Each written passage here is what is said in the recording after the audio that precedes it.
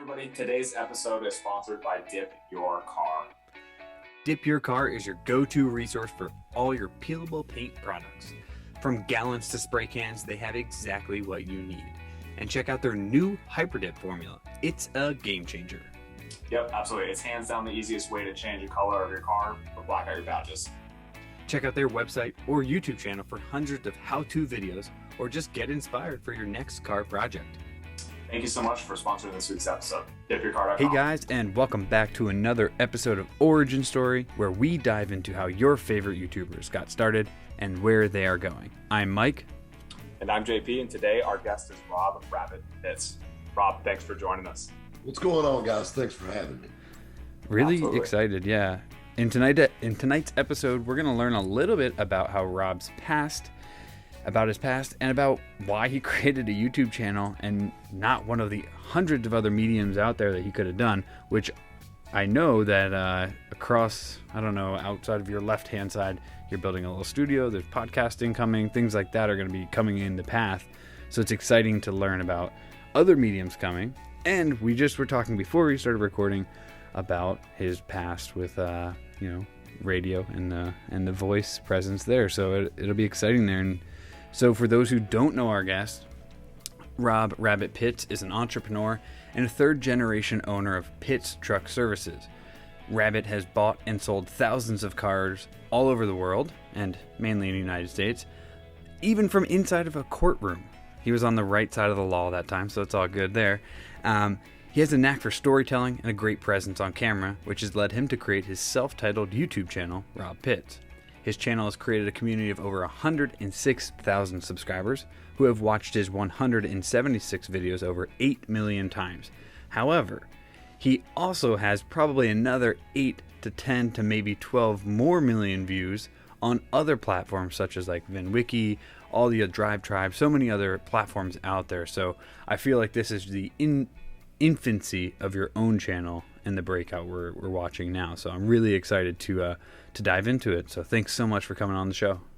Hey, thank you for having me, man. I love it. Yeah, it's exciting. It's always fun to talk YouTube. I love getting to do it. Oh, you never realize how you geek out on YouTube stuff. And it's not even about the video. The video is the byproduct. It's always, the numbers, I love talking shop with Ed or talking shop with other YouTubers, and different things and this. We did this the other week, and how we love, election time because of all the campaign ads and things like that. Just, you know what I'm saying. So yeah, it's a lot of fun. Yeah, absolutely. I'm sure it's interesting because you guys are all within the same community of the car culture, but you could title a video, he could title a video the same thing. You guys could do the same kind of thumbnail, but they could get wildly different results, and it could go either way. It has he could have posted it at 12:01 on a Tuesday. You could have posted it at Friday at 5 p.m. and there could have been some crazy news going on in the world. So people were going on YouTube, watching videos, and boom, you get a million views. It's crazy. The algorithms works your way. Yes, it does. It's crazy. So let's talk a little bit about born and raised in South Carolina, and you're a famous car guy. What was the infamous car guy? What was the first car you remember kind of really getting you into the culture of cars? Because I think there's a difference. There's the function, and then there's the culture behind it. First car that got me really into it. So everything goes with a story. Yeah. Set the background. I was 16 years old. I weighed about 300 pounds. I went out for the football team. Wade Hampton High School had the worst football team known to man. And I mean, literally, we were horrible. And I remember the coach. His name was Coach Farnham. He's dead now. But he came up to me. He goes, "Rob, you're a pretty big boy. You ever thought about going out for the football team?" And the thing is, I was big, like mashed potatoes big, not big like athletic. And so I went out for the football team, and I got knocked on my ass twice, and I quit. And I realized right then that was not where I needed to be. And I was so down in the dumps. My girlfriend broke up with me, and I quit the football team all in the same week. So it was the worst week ever. Especially for a high schooler. Bought me a brand new Trans Am. And my father, we were like, and if you ever watch any of my videos, and me and my dad, we're more like brothers than we were father and son. But my dad, not being the most athletic type either, knowing where I got it from, I had this brand new Trans Am sitting in the driveway. And this saying is what my dad, when he said something, it just stuck with you. And he said, now when all your little friends are playing with each other, you can go play with their girlfriends. Enjoy it. Don't get in trouble. And that changed. Needless to say, my social life really picked up driving a new Trans Am to school. I could imagine.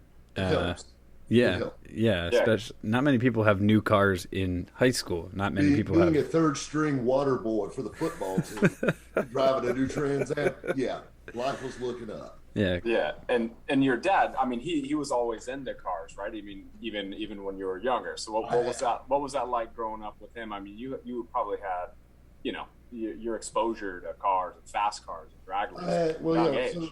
So my dad so this was the thing that was crazy. My dad was a professional drag racer, and I grew up in that. And I mean, growing up in it, I was naturally at the drag strip all the time. I was naturally around race cars all the time, and it didn't seem like that big of a deal to me then, as it does now, looking back.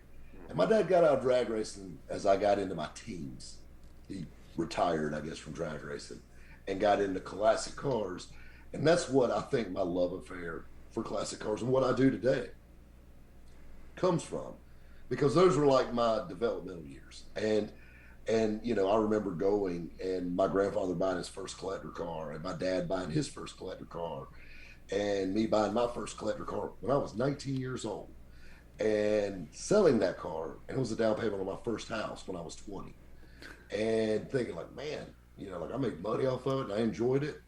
And that one little move basically paved the way for my life and hundreds and hundreds of classic cars and everything in between.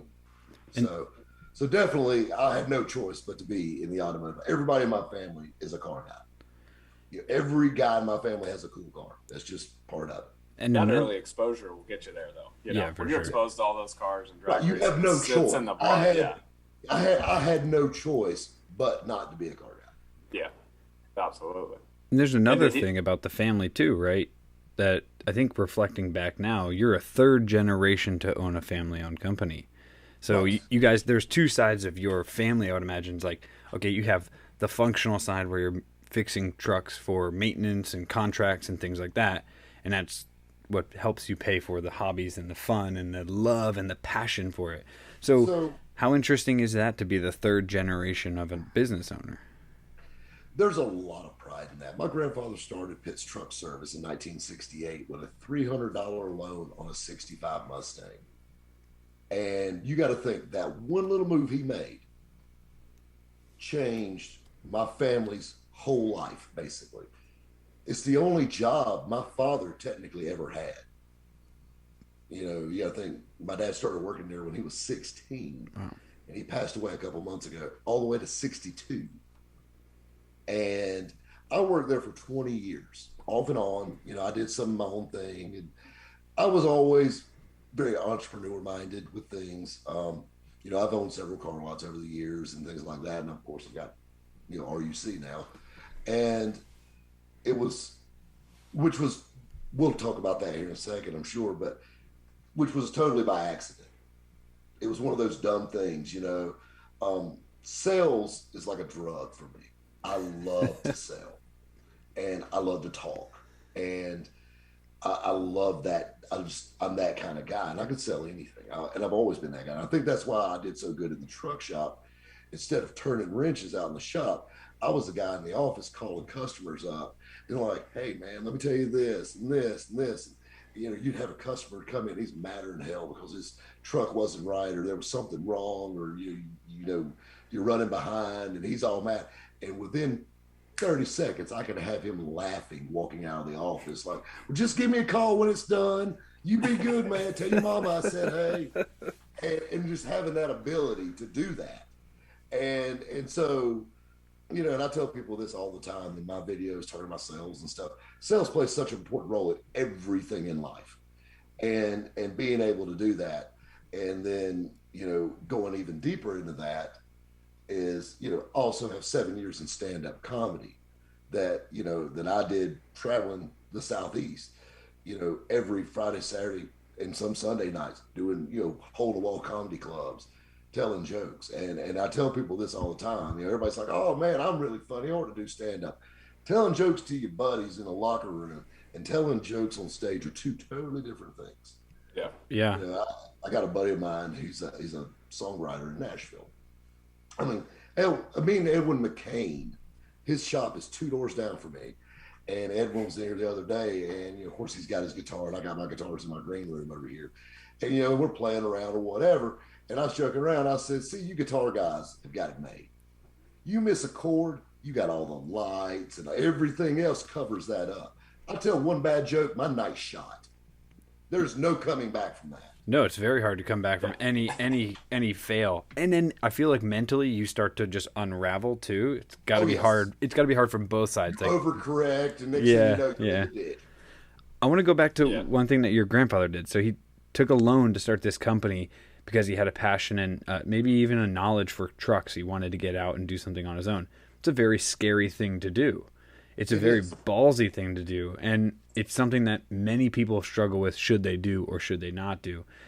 So what lessons did you learn from about that move? So a brief background on my grandfather. My grandfather never knew his dad. So it was just him and my great-grandmother. And, they lived together, and then he eventually married my grandmother. But he worked paving the roads, like asphalt, for a construction company that did road paving. And my grandfather was always a car guy. He's a hot rodder. And he, in his teenage years and things like that, and he would, he had a piece of equipment that broke down on the road. Well, he got it going again. Well, they liked that. Well, next thing you know, his construction company built him a little shop and paid him to be their full-time mechanic. Well, after doing that for a couple of years and kind of, honing his skills on diesel repair and things like that, he's like, "Why in the hell am I working for these people?" And he took a $300 loan. My dad was 10 years old. He took actually it was 9. He took a $300 loan on a 65 Mustang that, with a 289 that was built to the hilt hot rod that they drove to church, they drove to the grocery store, he drove to work. Took a $300 loan on this car in 1968 and rented his first shop and started Pitch Truck Service, October of 1968. And it's been downhill ever since. It's interesting. That's a really cool story, though. It's because how he got to that, he built the confidence through something else, but then had the realization of why am I doing something for someone else where I could just do this on my own? Still a ballsy move. It's a ballsy move, but the thing you got to think about, though, he was an entrepreneur before entrepreneur was a thing. Right. I tell people that, there was no such thing as that back in the day, And matter of fact, we did a video just this morning. We were recording YouTube content, and we did a video, and we got talking. And I know it's a very ghetto term, but it's so true. Scared money don't make money, and you got to be able to take a risk. And I back in my stand-up comedy days, I had this comedian buddy of mine. His name's Tim Wilson, and he's a traveling comic. He's still around. He come to me one time. I was a nervous wreck in Atlanta, Georgia, at Laughing Skull Lounge.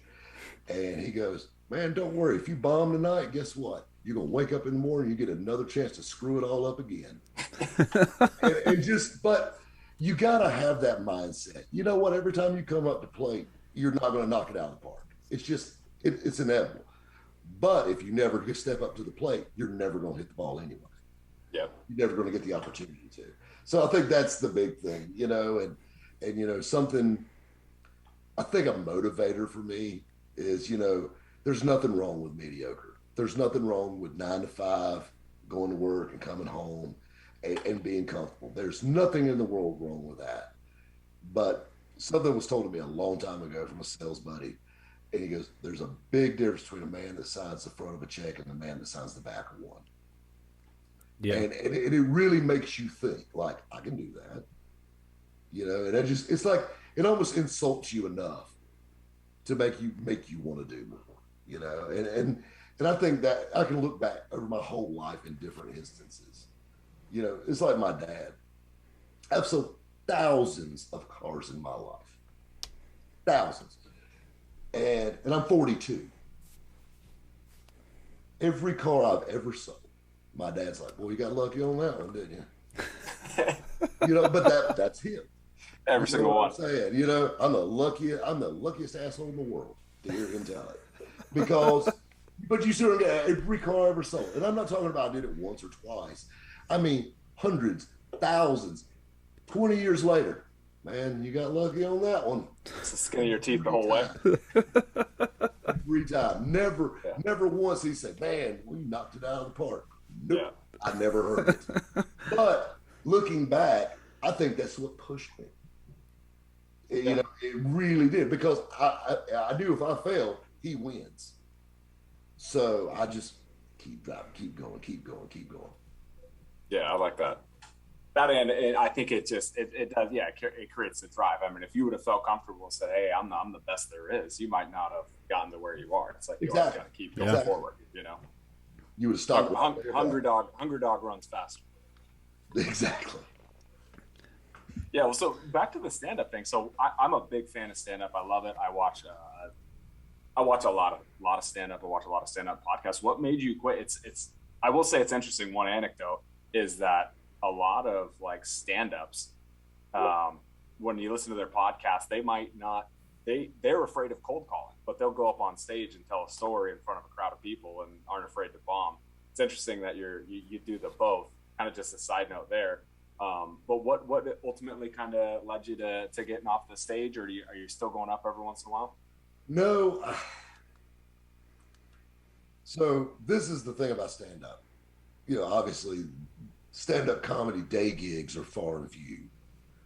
And unless you're a traveling comic that lives on the road, it's really hard to make a living doing comedy. Yeah. It is always a hobby, and I enjoyed it. And it's one of those things, you can't have a nightlife and a day life for long. And it really starts weighing on you. And that was a lot of it. It was back in my 20s. It was fun.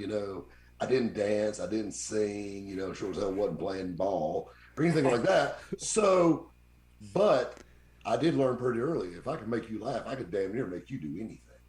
And so when I went on a hot date, let's walk out to the club. And I'd always sandbag about doing stand-up. And, it'd be an open mic. Oh, hell, I'll sign up. And I mean, you blow it out of the park, They're like, oh my God. They're like, yeah, no, it's crazy. It's not my first time. That is a brilliant move. First time. This is a brilliant move, though, because you're right. It's like you tap the mic. It's like, is this thing on? Yeah, that's like a karaoke move. You're like, I guess I can do a song. And then you get done. It's like, that's my time, guys. We'll see you. That's what I said. And welcome him back. They're like, should have said that. These are my B jokes. You should come see me next week. Yeah. Here. I have my own intro music when I walk up. Yeah, exactly. Running with the devil, who knew? Yeah, like I guess they just play that for everyone.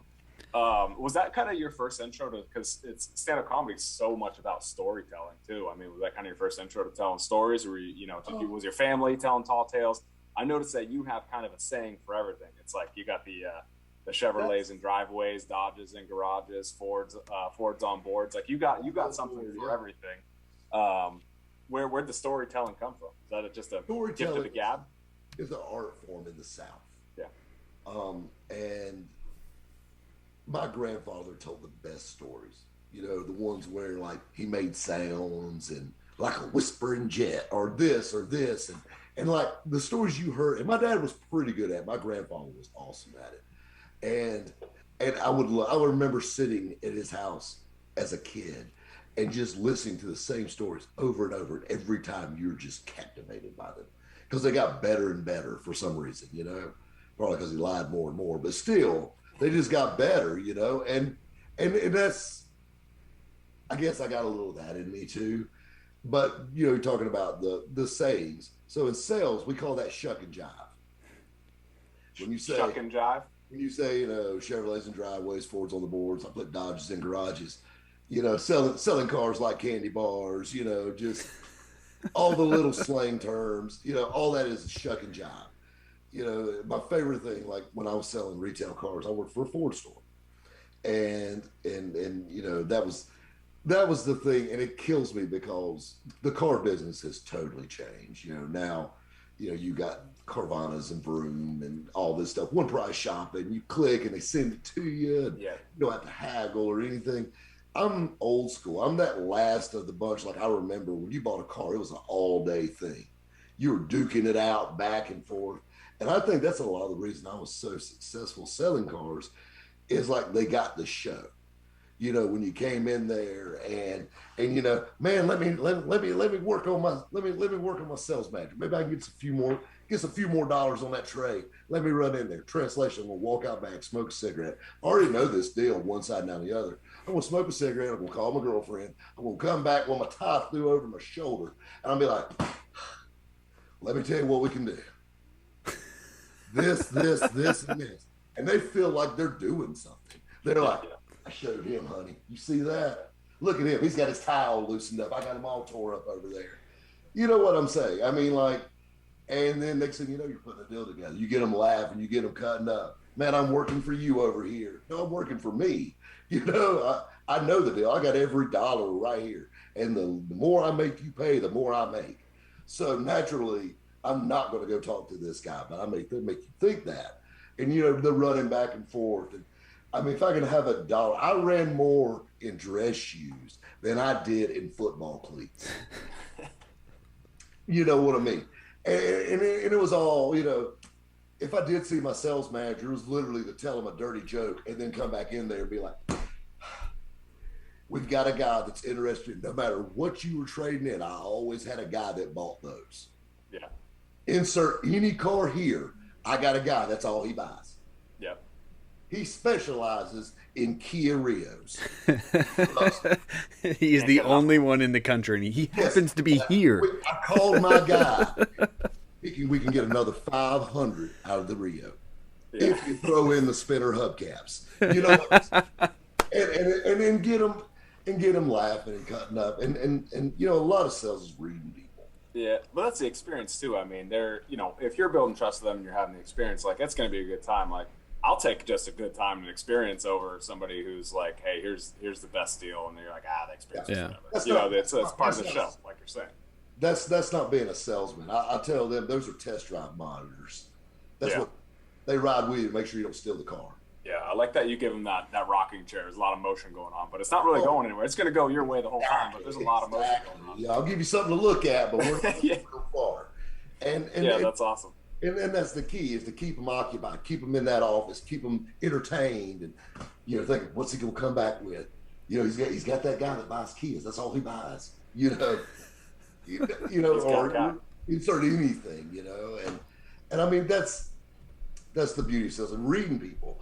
I mean, you see how they carry themselves. You can see, you can by the look on their face, you get them smiling, you get them giggling a little bit, and then that's when you set that hook and you're just reeling.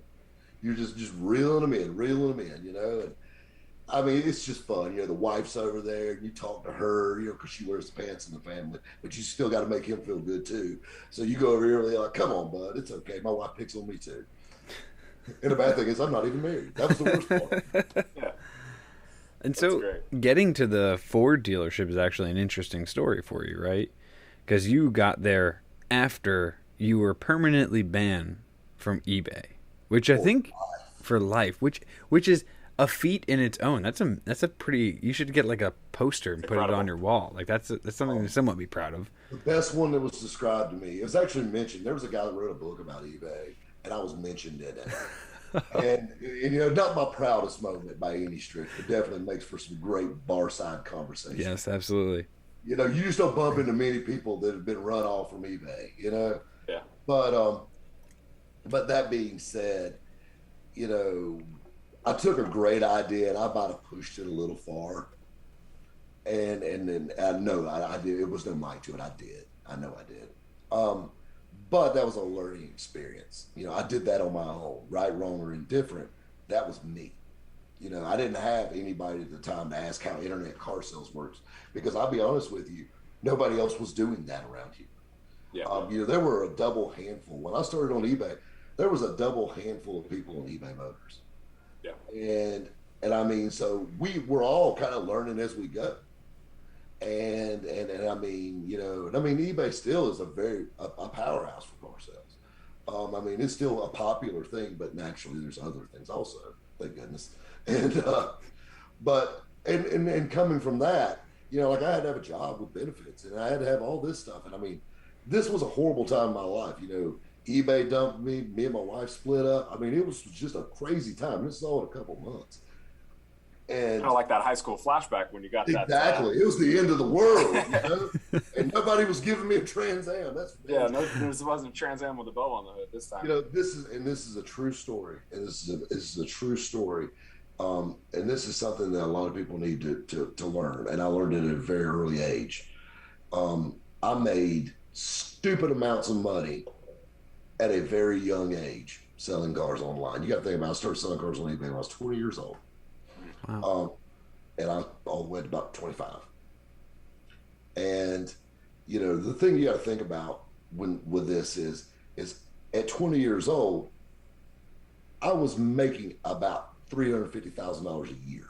Holy cow. Wow. Out of my spare bedroom office. I bought a house, the one that I sold my first collector car to buy, to put the down payment on. I paid my house off in a year. Wow. Which was probably one of the smartest moves I made with the money. Then I went Getting out. that paid off. Yeah. Yeah. But then it was like buying dumb stuff. And that was youth. That was youth. Doing things that instead of putting money back, thinking, man, this is gonna last forever, you know, and it didn't. And I tell people this, when I started at the Ford place, when I went to work at the Ford dealership, I had what year was this, by the way? When did you start the Ford? 2006. Okay, so you were like what, 25? I remember 2006. I had $6 to my name. Whoa. My house was paid for, and I drove a 2005 Corvette that was paid for. I had $6. I had a couple gallons of gas. I carried an $800 Halliburton briefcase with 2 pens, a legal pad, and a pack of crackers in it. That was my lunch, my first day at work. And I sold 8 cars my very first day. Holy crap. Actually, wow. The best salesman at D&D Ford Greer, all the way up to about 2 years ago, I got beat. But that was the best sales day at D&D Ford for 10 years at least. Your first day? My very first day.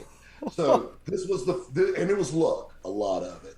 I think it was just like God looking down on me like, this boy break. You know, he ain't all bad. He's pretty got a little wind in his sail. Come on. So this was the thing. I came in, and usually, you know, sales is all commission, car sales like that. You know, you make off gross profit. But the deal was, you know, if you didn't sell, you didn't get paid. You got paid once a month. And you could take a draw from your paycheck every 2 weeks against what you made. But that's it. Yeah, make it back. So anyway, and I knew that. So my number one goal was to make it to that draw. That's what I needed to do. So I'm sitting there, and they teamed me up with another salesman. This guy was leaving early that day to go get a title loan on his truck because his sales were so bad. Yes. So he left me there. So while I was there, every dealership, I never worked in a new car dealership, and he showed me how to do the paperwork. So I took a manila folder, and I took all the sales slips, all the different paperwork, and I stapled them together so they were in order. And I put it in a manila folder. So I had one template basically to go by. I need to fill out this. I go to this sheet, this, and this is when I go to the finance office. You know, this, and then this is the drive out. And these are, you know, the IOU sheets, you know, whatever, you know, and this, whatever. This is how you write the deal up, all that stuff. And he was leaving to go get a title loan. So he left me there to fill out the business cards, like the blank on them where you write your name. Yeah. Your cell phone New, brand new. Yeah. And I'm sitting there at this. Well, I walk outside to smoke a cigarette, and a guy pulls up in an F-150, and I sold him and his wife 8 vehicles. He owned a construction company, and I sold him 8 vehicles from about lunchtime to we finished up about 7:30 that evening. And then his son came back the next day and bought one from me. What'd you sell him? Like fleet vehicles? Buy 8, get 1 free. No. Well, first he wanted an F-150, and the funny part was he worked in construction, and his name was Gary. And he passed away a few years back. Me and him were actually really good friends. We had lunch together about twice a year, every year. Gary was kind of up in the age then a little bit. He owned a construction company. They were building like skyscrapers and building big stuff. And he came in a later model gold F-150, and he wanted a King Ranch truck. Well, we only had one King Ranch, and D&D was a small 4-store. And he wanted a King Ranch. We had a black King Ranch. Well, anybody that works in construction with dirt and dust flying, a black vehicle is not going to be what you want. He goes, I really want a white King Ranch. Well, I know that having a King Ranch, and transferring something from another dealership, that's downhill business. That's going to cost us. I said, well, let's just drive this black one, see if you like it. And we drove it. And we parked that thing into a parking lot, and the yellow lines and all that stuff, and you could just see them in the side and the paint. It was gorgeous. It was a brand new truck. And I said, there's nothing prettier than a black vehicle, though. You got to admit. He goes, oh, it's gorgeous. And I told him, I said, Gary, I could probably cut you a hell of a deal on this thing. And I'll be honest with you, water's cheap. We could wash it, And he goes, it is a pretty truck.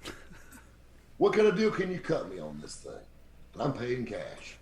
So we go back, I go see my little sales manager and this. We get the deal, and he says, hell, I'll take it. Well, his wife comes up to help him get the stuff out of his truck. She was driving, he had a gold F-150 beforehand. She had a gold Explorer. Bought her a black Eddie Bauer Explorer to match. And then he started talking about all his work trucks. They had Dodge work trucks. And he said, man, we bought these things 3 years ago. And he said, we've had nothing but problems out of them. He said, my guys are rough on rats. He said, they're just rough on stuff. And he said, I like those Ford F-150s. And back then we were selling those base F-150s for like $19,900. And we had 20 of them. And he bought 6 in one shot. And I mean, like, I was running nonstop. And the thing that was crazy was that sales meeting that next morning, the new guy comes in and he sold more cars than any of their salesmen usually sold in a month and one day. And cash deal, by the way, all the way across. And, so needless to say, that's where the whole name Rabbit even came from. And this is where it came from? That's a good, that we got, yeah, that's. Boards on the board. Every dealership's got a dry erase board. You write salesman, stock number, what the vehicle is, black F-150, yada, yada, yada, and what you're selling. Well, needless to say, I'm the only one that sold a car that day at D&D Ford. Sold cars that day. I filled the whole damn board up by myself. Robert Pitts. And I wrote it so sloppy. I was a new guy. Well, D&D Ford was owned by George Davenport. George Davenport was an old Golden Glove boxer. Big, just stout dude, older guy. He'd been hit in the head so many times. Real kind of bushmouth. Yeah. Yeah. He walks in, he looks like a gangster. He's wearing a suit, big guy, He walks in and he goes, who the hell's a rabbit? Because I wrote Robert so sloppy up there because I'm just writing it nonstop. I'm running. And he goes, who the hell's this rabbit guy? And he goes, I don't know who he is, but he sells a lot of cars. I like him.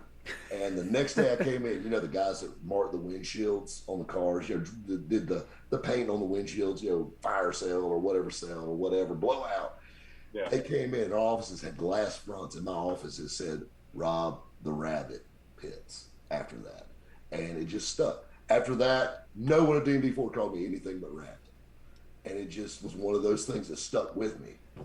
And I love that. It's crazy. Unless you're blood kin of everybody, that's what they call me. That's legendary. And I like that's how the name came, because I haven't heard that story out there. So that's interesting. And that's a killer day. So, the problem is you started out super strong, just like you said your grandfather started the business, and then it was all downhill. So never gonna get an 8-car day then again. So yeah, so that was fun, and I had a good sales career at the Ford store. I made great money there.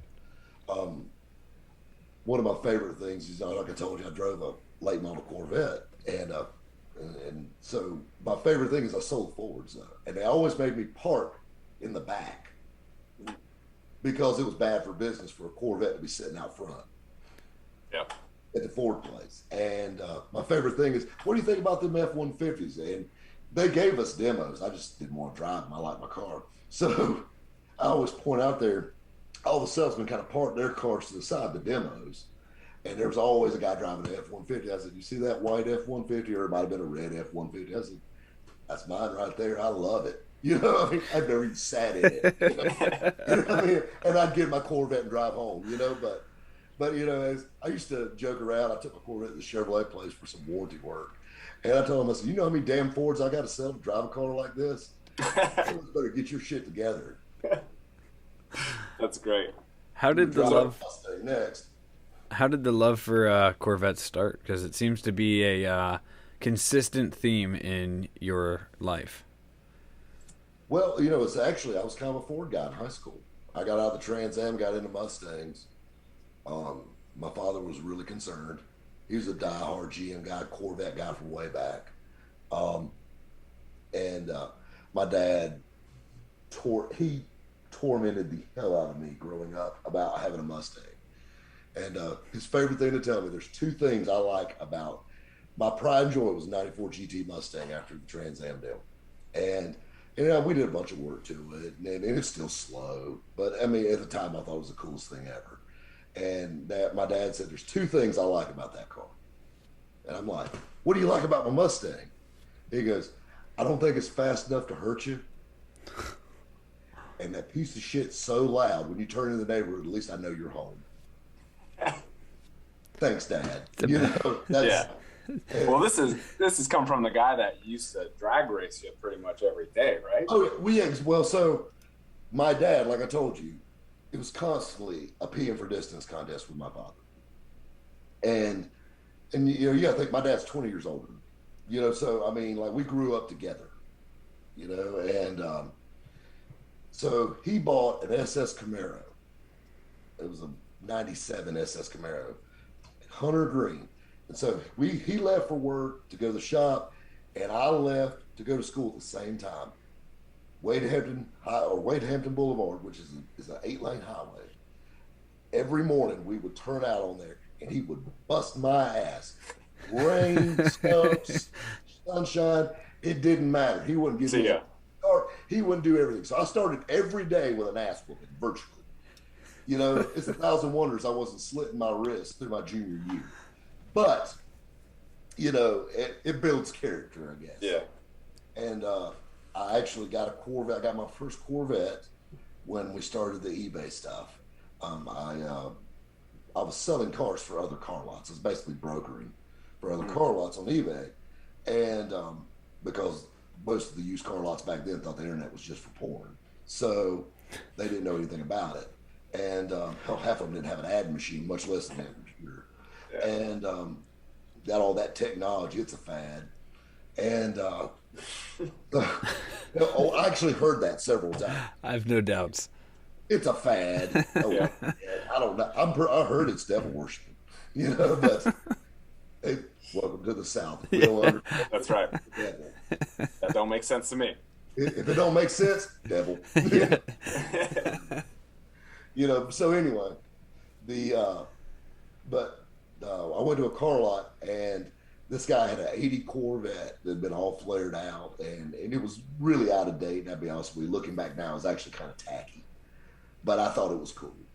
And it actually belonged to his fiance, and he caught her cheating that on this car lot. And I said, what's those Sweet Things car sitting out front for? He goes, man, I left her. And he said, I won't sell that thing. And I had that GT Mustang, and I was driving it. You know, I had my digital camera, my little notebook, doing my thing. And he goes, you got tired of that Mustang? I said, yeah. He said, I'll swap you. He said, I'm tired of looking at it. I drove my Corvette home that day, and it's been kind of Corvettes ever since. I've probably not gone longer than 6 months not owning a Corvette since then. I have a question about the Corvette before JP asks another question. So, with the new iteration of the mid-engine Corvette, obviously you're a classic car guy, but what are your thoughts on the new Corvette? I've had 3 C8s already. I'm not. Just different colors? Well, so the first one we had in was a really early acquisition. It was sold before it hit the ground. Those cars for the first 500 miles are derated, like a break-in period. Yep. I've never owned one out of the break-in period. Okay. And it's different, but it didn't blow my skirt up. It wasn't, the excitement wasn't there. Yeah. I don't know. I guess I'm a classic car guy. Yeah. And the Corvette has strayed so far away from its roots. And it's neat. I mean, it's kind of like a poor man Ferrari, in a lot of ways. It's impressive.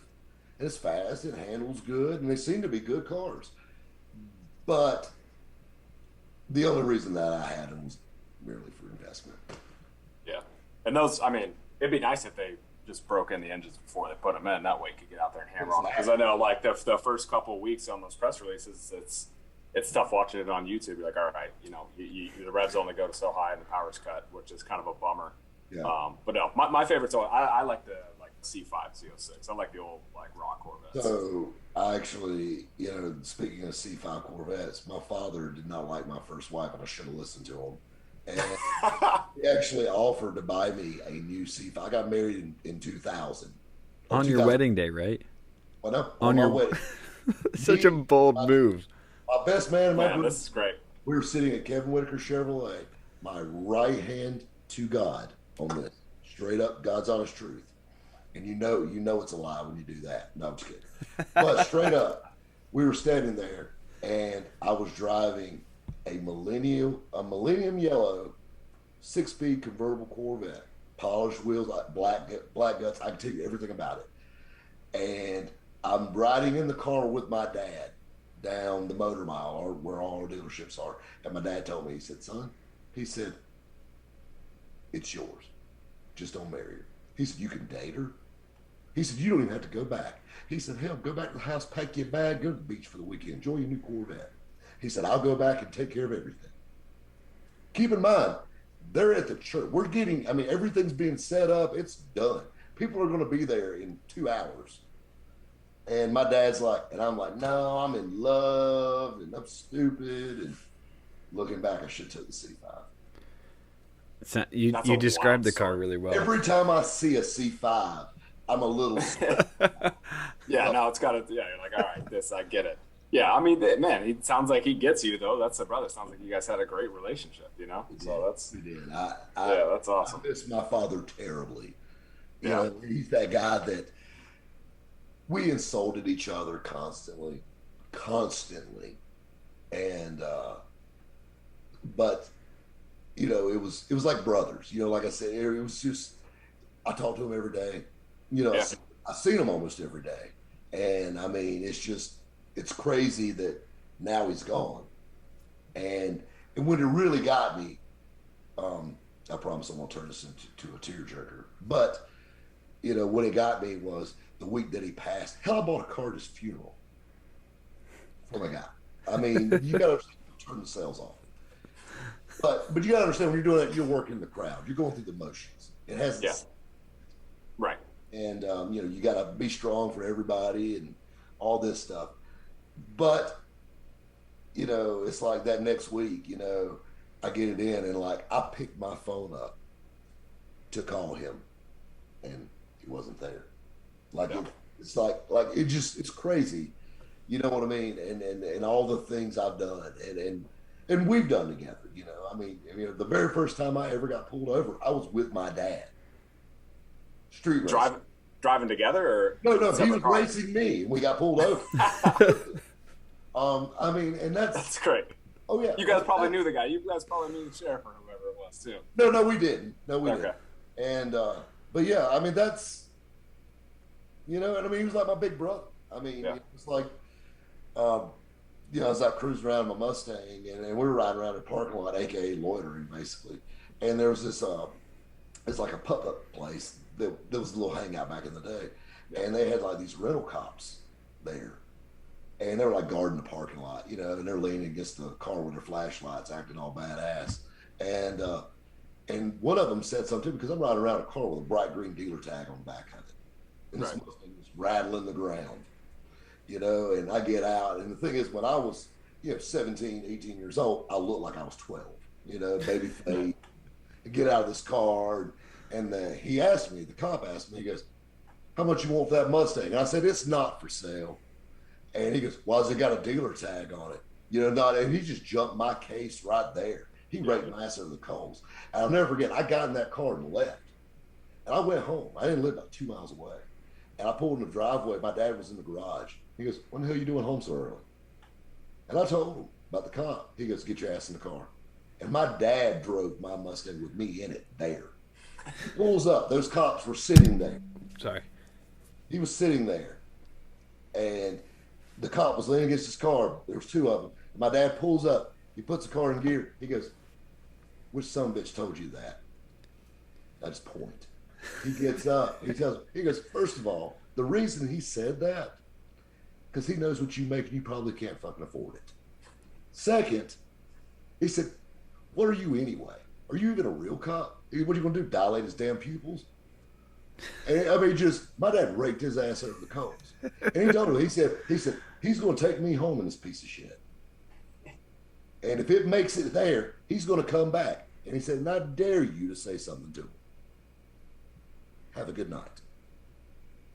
Like, proud dad moment. Like, "Get him, Dad," Got your back. But that's how we were, we were always each other's, you know what I'm saying? Like, we aggravated each other, we talked trash, but at the end of the day, push come to shove, no one would fight for you like him or me for him or whatever. That's it. That's like, you're with your brothers or your family or whoever, and it's like, you guys can get mad at each other all day, but if one of them gets into a scuffle or a fight with somebody else, this is our team. Yeah. Yes. The mood changes quickly. Yeah. You gotta watch the Trailer Park Squad over here. That's right. That's right. Well, yeah, man. Those are great stories. I'm glad to hear you guys had a good relationship, and I mean, it's awesome that he brought you into this car world too, and you just kind of helped nurture it all the way through.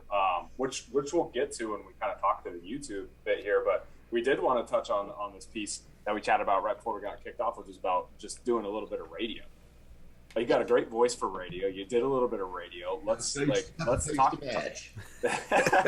talk about how that got started, because I think it's kind of an interesting segue of like the mediums, going from radio and then now we're migrating into YouTube, what you're doing now.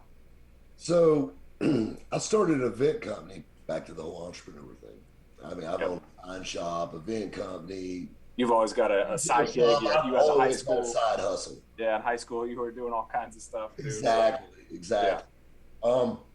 So I started an event company, and basically we're glorified car show DJs. We played music at car shows, had a little event trailer, set up PA speakers, and just played background music.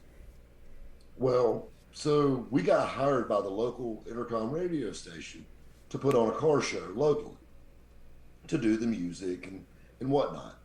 And so we did it. And the vice president of intercom radio stations was there walking around just to see how it did.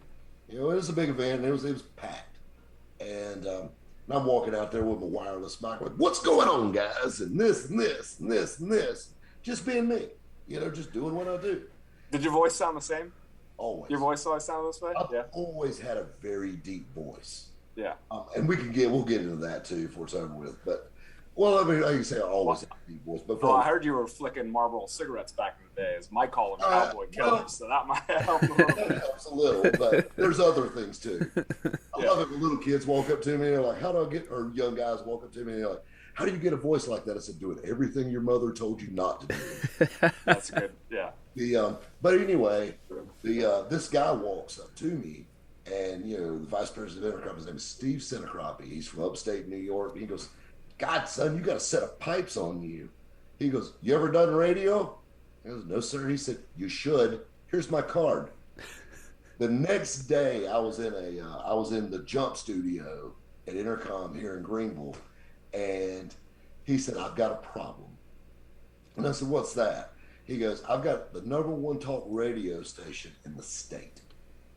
Monday through Friday, it's intensity in 10 cities, political, all that stuff." He said, "The weekend, I could turn the lights off and nobody know." And he goes, "I had a show that I brought on talking about hunting, and I brought these guys together, and it's doing really good on Saturday afternoons. It's called Upstate Outdoors." He goes, "How about if we did a show talking about cars?" I'll do it in my Steve Sinacroppy voice, talking about cars. And he goes, he said, "I had an AMX when I was a kid." And I'll never forget, we're in that jump studio, and he's sitting there, and he goes, "Tell me about your first car." And I'm telling him about the Mustang, and he's telling about the AMX. And he goes, "My mother hated my car." And I said, "Yeah, that's how you know it was good. If mom liked it, you wouldn't like it." That's right. And just talking about that, he goes, "Yeah," laughing back and forth. And he goes, "All right, now stop." He goes, and he's over here recording this the whole time. And we're just talking back and forth. I put on my headphones. He said, "Put your cans on." I'm like, "Huh? Headphones. Gotcha." So anyway, we're sitting there, and he goes, "Now I want you to say something for me." He goes, "What?" He said, "I want you to say on 106.3 WORD. I said, "On 106.3 WORD. He goes, "I want you to say it like I'm going to give you $100 every time you say it." I said, "On 106.3 WORD. He said, "I'm giving you $100. I said, "On 106.3 WORD. He goes, "Perfect." He said, "Go take a smoke break." I walked outside, had a talk with the Marlboro man. I could do that, yeah. And I heard myself over the speakers. He didn't edit, cut it up, put it together. Of course, threw the bass to it. And it was trembling the windows in that jump studio. And he goes, "You hear that?" And it was just us talking. I'm like, "Yes, sir." He said, "That's going to be a #1 show." And 2 weeks later, we went live with Hot Rods and Happy Hour Radio. 3 months later, it was the #1 weekend radio show in its time slot. 6 months later, it was the #1 downloaded podcast for Intercom radio stations. And it's just from there, went from a 1-hour show to a 2-hour show. We brought in characters. I had my buddy that he had a strange fascination for station wagons, so we called him Odd Rod. And I got a buddy of mine who was just here just a little bit ago, actually. He's been having some health problems, and he's back finally on the healthy track. But he's like the most straight-laced, nerdy guy, but he's like a statistician. He could tell you anything just right off the top of his head. He's like Google for cars. Yeah. And so we called him the Professor. And we just laugh, and we may start talking about a Mustang, and then next thing you know, we're talking about John DeLorean and cocaine, yeah. and we just had fun with it, and just the most random things we'd get talking about, or doing call-in guests or whatnot, and it was fun. It was something you look forward to every week, going in and recording a radio show. Sit down, chop it up with the boys. Talk about cars or whatever. Leaning back. The thing is, we recorded at night, so you just lean back in your chair and you grab your mic and bring it over and be like, "What's got me going is this and this or this and this or whatever," and it just took off, and it was worldwide on podcasting, yeah. And it was just insane that people were listening to this. I thought my mom was the only one to listen to it. And it just took off. It went great. And that's awesome. That's what led me into the YouTube stuff and everything else. Yeah, so great then segue. Begs the question for why YouTube? Why wouldn't you because you went the traditional route. Now, the traditional route of going through radio, they now have those mediums like podcasts. I'm sure radio stations have YouTube channels, things like that. But why didn't you take that personality and the kind of experiences you've had and send it to a TV show, or try and pitch a show to history or something like that? So back before radio, I was at SEMA. I'm SEMA council. I go to SEMA every year, and well, not last year, but every year other than that. And we're in Vegas, and I love it. I love that atmosphere. These are my people. And we were there for the SEMA show, and Discovery Channel was there casting. And I was doing some promotional work for Red Cap uniforms and Red Cap shop shirts, work shirts. Right. And I met some people from Discovery Channel, and they contacted me about a show I did. And they said, we love your voice, tall, blonde, 6'2" guy, got that voice like that, and this and this, and, we think you'd be great. And I'll be honest with you, they run me through the ringer. Just jumping through hoops, never, doing this. We did promotional shoots. We shot sizzle reels. They promise you the world. They fall through, putting it off here, sign another talent hold. We're going to get this put together. Never did. I just learned to have a hatred for cable television from this. And I was on 3 show ideas for Discovery Channel. Wow. And over about a 4-year span. That actually doesn't surprise me. I could see that. I hated it. And nothing come from any of it other than wasted time and talent holds. And, that was the thing. And that's what I love about radio. Radio came to me. It fell in my lap. And it was just instant. And it worked. So, and then you talk about why getting into YouTube. So now, fast forward a few years later, first call-in guest, the guy that, just a crazy guy that drove cross country, hold the world record, for the cannonball, Mr. Ed Bullion. And Ed was a cold call. I sent him a message on Facebook. He replied, and me and Ed just kind of clicked, and keep in mind Ed's Georgia guy, South Carolina. Yep. We talk, and next thing you know, he's like, Ed's like, I've got an app I'm working on, and we have a YouTube channel promoting it, and this and this, and he goes, I know you got good stories, and he said, you need to come down. And he said, we'll record some. Never done a YouTube video in my life. Actually had a few comedy videos up, but that was it. I mean, other than that. So anyway, and nothing I recorded or had anything to do with somebody. Right. Just people like fans out in the crowd did it. So anyway, we went down to Atlanta about a month later, and we recorded the first videos on VidWiki. And, I think the first video's got like over 3 million views now. And that was the eBay Outlaw story. And it was the best sales day ever, which was the Ford store and this and this.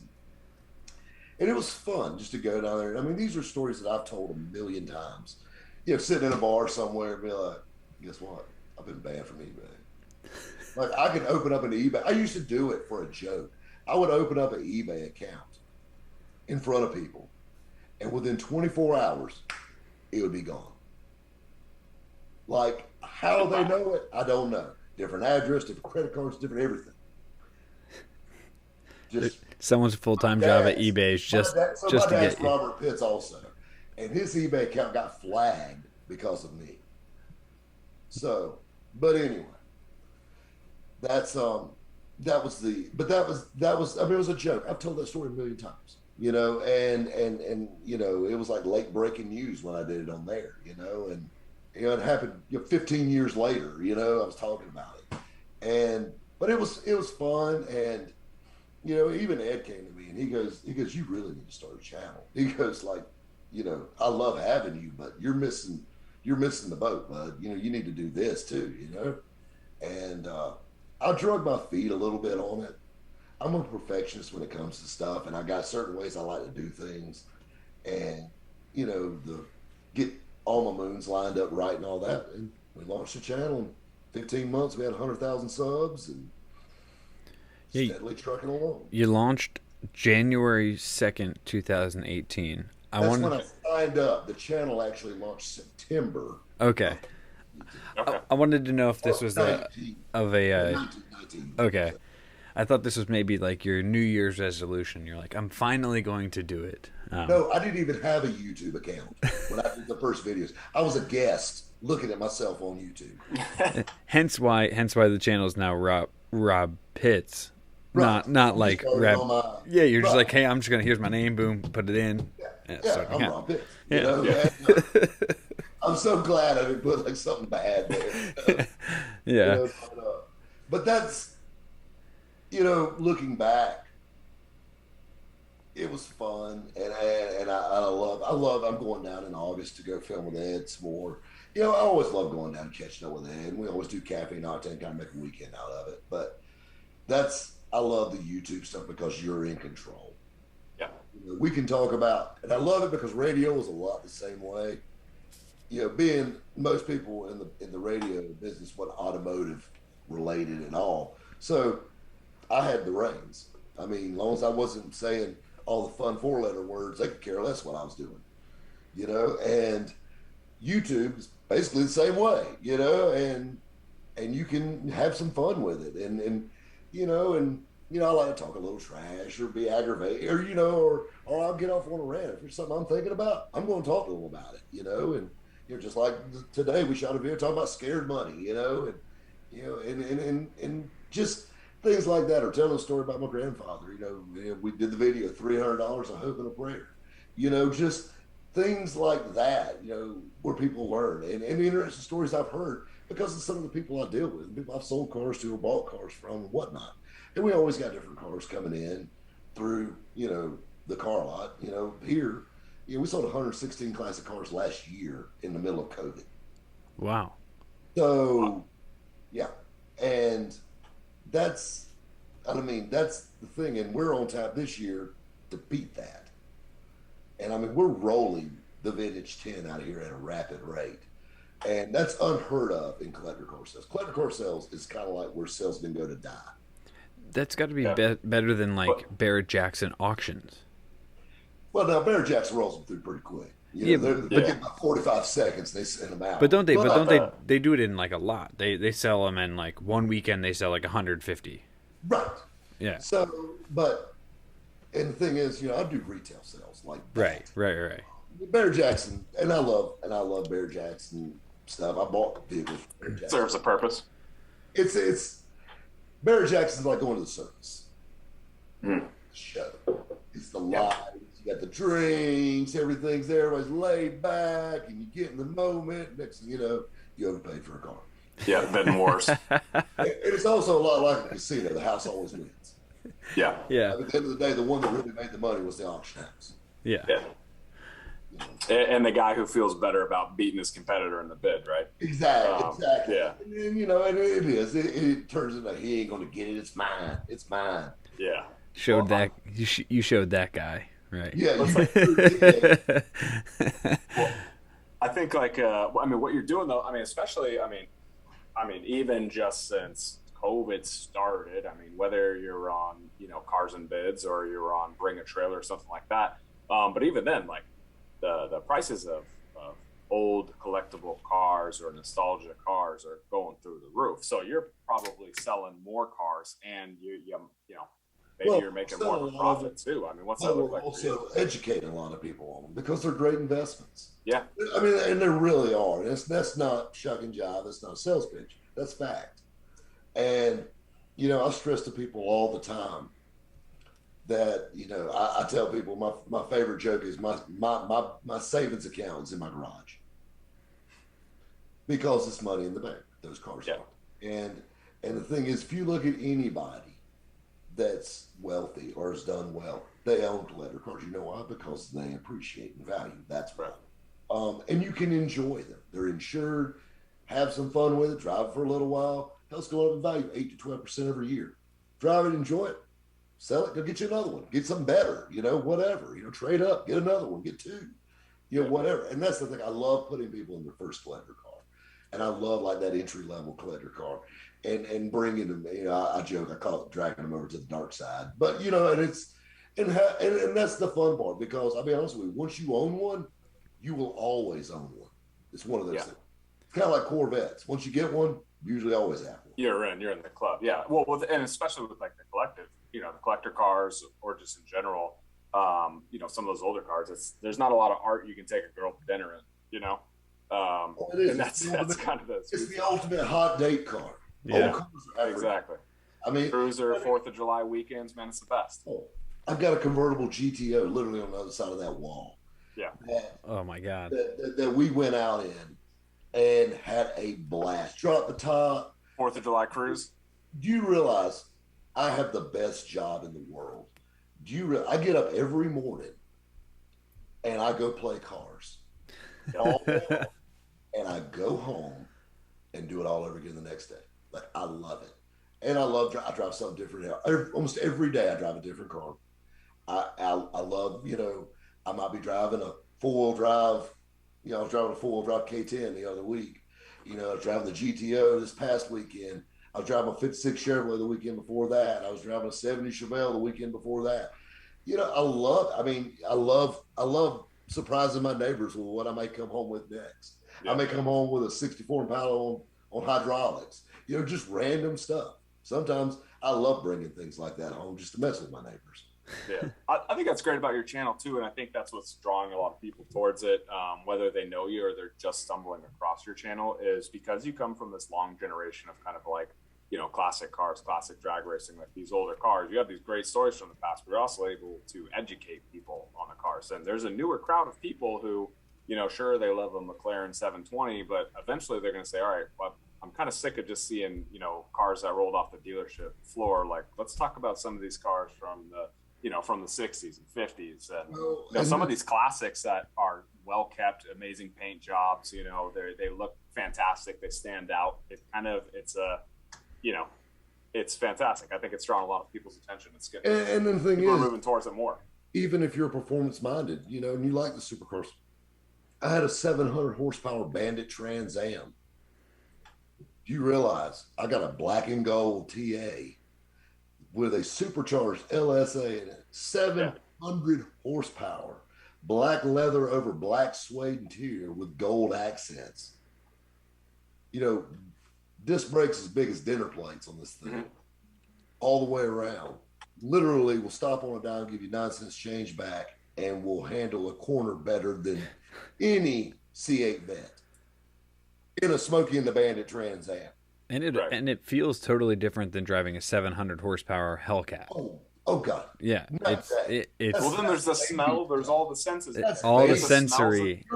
You're driving a Trans. First of all, you're the trailer park Romeo instantly. Second, but that was I got a funny supercar story I got to share. It's super quick. Got a good friend of mine that's got a McLaren, and he's so proud of it. And it's a dark gray, like a gunmetal color. Yeah. And double-sided on this story. Very first thing is my dad. He drove it up to the shop, to the truck shop back when my dad was working it. And he come pulling up and, and he gets out. My dad walks up. He goes, "They didn't have any other color but funeral home gray." Oh my! First words out of his mouth. Just a dig right away. Dig in right away. That's my father, though. Yeah. He just insults the guy instantly. Yeah. You got to get ahead of him. His mama ugly while you're going, You got to get ahead of him. And then, but so this guy actually got stood up. He got a girl's phone number at a fast food restaurant. Got stood up by this girl. Okay, this girl probably has the nickname Tater Tot. She deep fries frozen potatoes. And we're in Greenville, South Carolina. There's not a lot of McLarens just riding around. Right. Probably the coolest thing, hands down, that went through that driveway. For sure.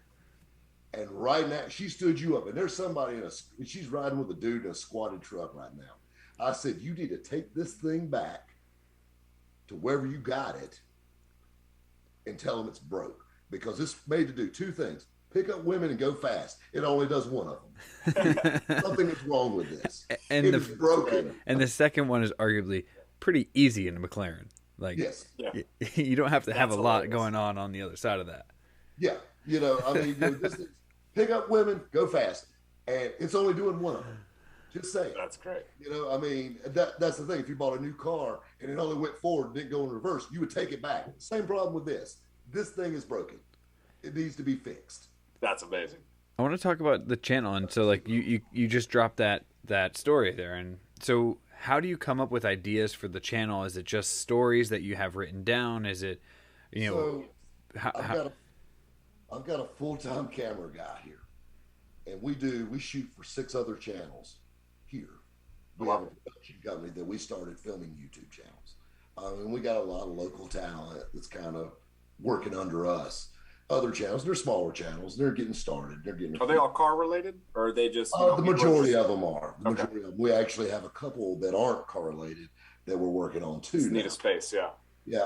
Well, we're sticking our toes in other genres on YouTube. Yeah. As we're learning things with this channel, we're bringing those over to the new channels, bringing those ideas. And like I said, Matt's full time, and I mean he's killer with the equipment and all that stuff. And like I said, we're working on the voiceover podcast sound room, and I mean we've got $40,000 worth of equipment in this room already, and just doing basically YouTube content. And I mean we can do podcasting and stuff like that, and we may. The options are open. Yeah. But we're doing a lot more filming random different things now and different shows. We've got a Gasser channel, the Nostalgia Drag Racing channel. We've got a street outlaw, like a street outlawish style channel we're doing. We got a race car builder channel that's building all these custom fabricator channels. Just lots of fun things like that that we're working with. And then we've got a couple of other channels in the works that are not even remotely in the automotive field. But that being said, the having him here and filming it just makes it so much easier. And coming up with the ideas, we have a dry erase board. His office is 2 over from this one.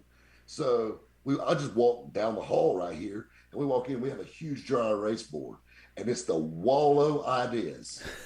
Whenever I'm here, I'm selling a car. They get rabbit up there on the board a bunch of times. As soon as it crosses your mind, I walk over there and I just write the time. And we have that. And as we do one, we wipe it off. And we add to it, oh man, I forgot about this. And just keep up with your ideas. And, and he'll have an idea for a video, whether it be a motivational or will it be, C10 buyer's guide or something. So Matt will come over and he'll throw some of his ideas in there. And that's how we keep the content rolling. Yeah. And are you guys kind of focusing in one area too? Because I mean, I look at like all the cars that go through, and you're obviously selling a lot of cars. Is there a place where you're kind of doing like walkarounds and overviews on any of these cars, or is that kind of in the works? We're actually going to start doing that. We're actually going to launch a channel for the car lot that's going to be just walk arounds and the sales pitch. Maybe if you we got a glide cam, we'll go around it with that and point out some details, hitting high points. Hey, contact us here if you're interested. Short to the point, and that way we touch on the cars in the videos, but we don't harp on them. I'm not going to beat anybody to death to sell them. You don't have to do that. No, but I like that you have them in the video, because it's you talking, and then there's like little interludes where it's you driving, and the cars are there, and it shows that there are vehicles as part of the channel. It's not just a little stories. more immersive. Yeah. And they're always changing. Yeah, exactly. Yep. Always different cars. Yeah. I mean, you've probably seen, you ever heard of Enthusiast Auto Group, the guy that does all the really rare BMWs, and he kind of has a stable of BMWs that they go through. He gets kind of a tough rap from the BMW and car community right now, but he does do those overviews. Hey, new inventory's coming in. Let's take a look at it. Walk around, maybe a quick drive, stuff like that. It's always interesting, especially with some of the older stuff. Like some of us who don't know those cars as well as whether it's 90s or 2000s cars. For me, it's like I'd like to learn about that. And that's the thing. That's the new hot thing. Is the Radwood era stuff is really hot. Yeah. And we've got where we're dabbling in that. Like, I mean, I bought a real low mileage CRX SI. Yeah. And never in a million years did I think I'd be buying a collectible Honda.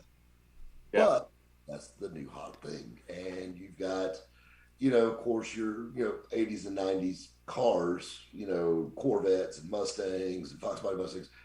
We've been buying those up forever now. And, OBS trucks and all that stuff. That stuff's just red hot. It's what's fun. Well, absolutely. The thing with classic cars is, it's a relative term to the demographic of who you're selling it to. Because classic for me is different for you because you had a nostalgia previous to when you were born.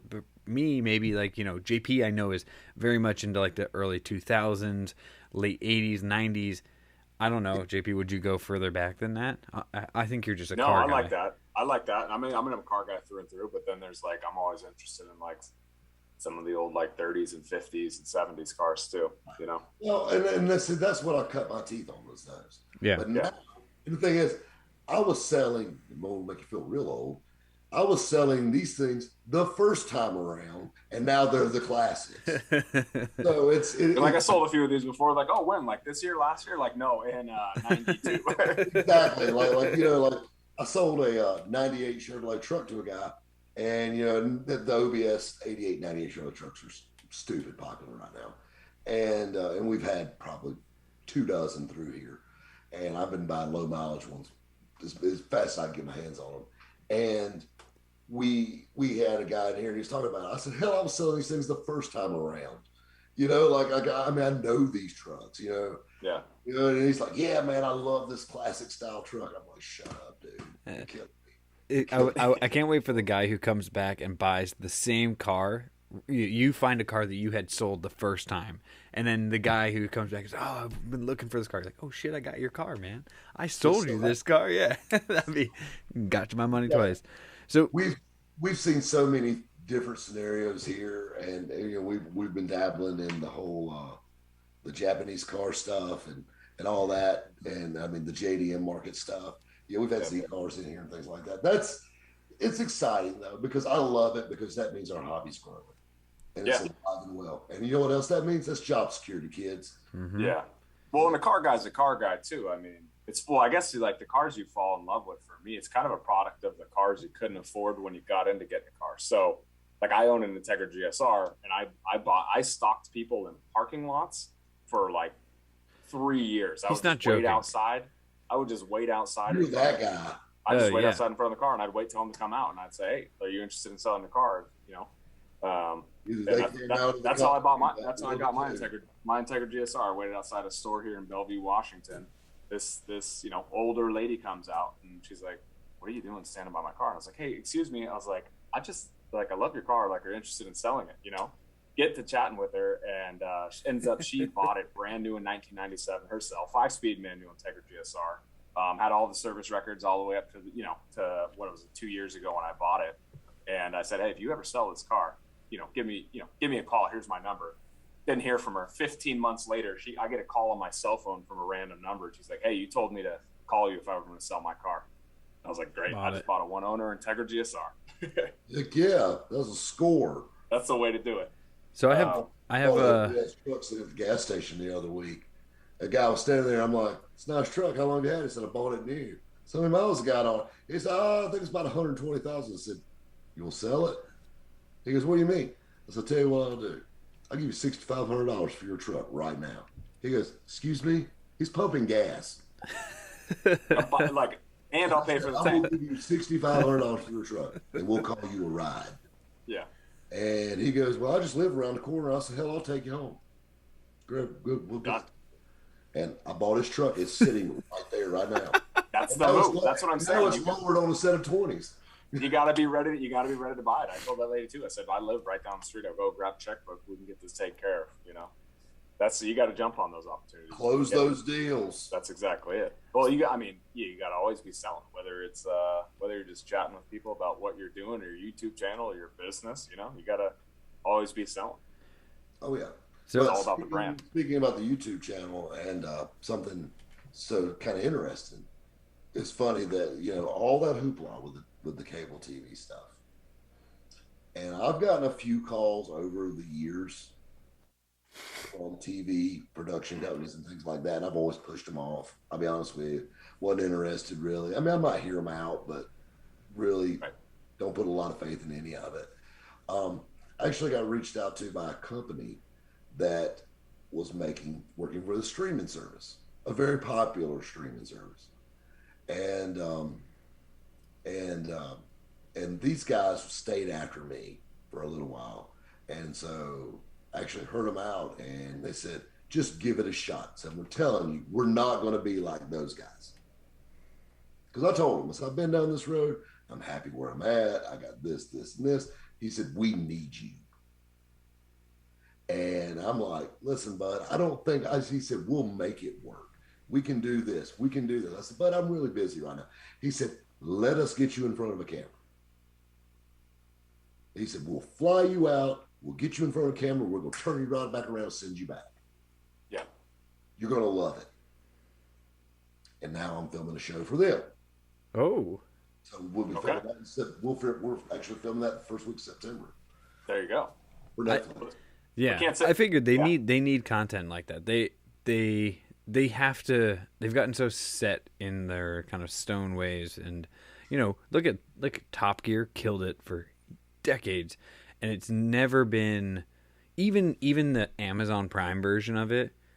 It never got to the point of where it was. So there's a void, and I think cable, that shift. Big Brother cable has got that market cornered. Mm-hmm. And now your streaming services, whether it be Amazon or whether it be, which a lot of YouTubers are going just straight to Prime. Yeah. But you got all these other streaming services now that are jumping on that bandwagon because they don't realize how big that automotive market is and how popular it is. And I'll be honest with you, people are turning cable off and turning internet streaming services, YouTube on.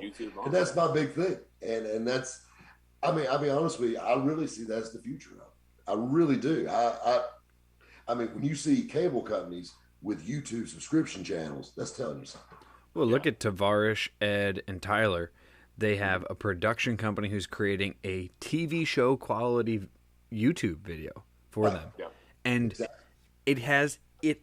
I guarantee. Name a TV show. I don't even have cable, so I couldn't tell you a cable TV show on right now. But name a cable TV show.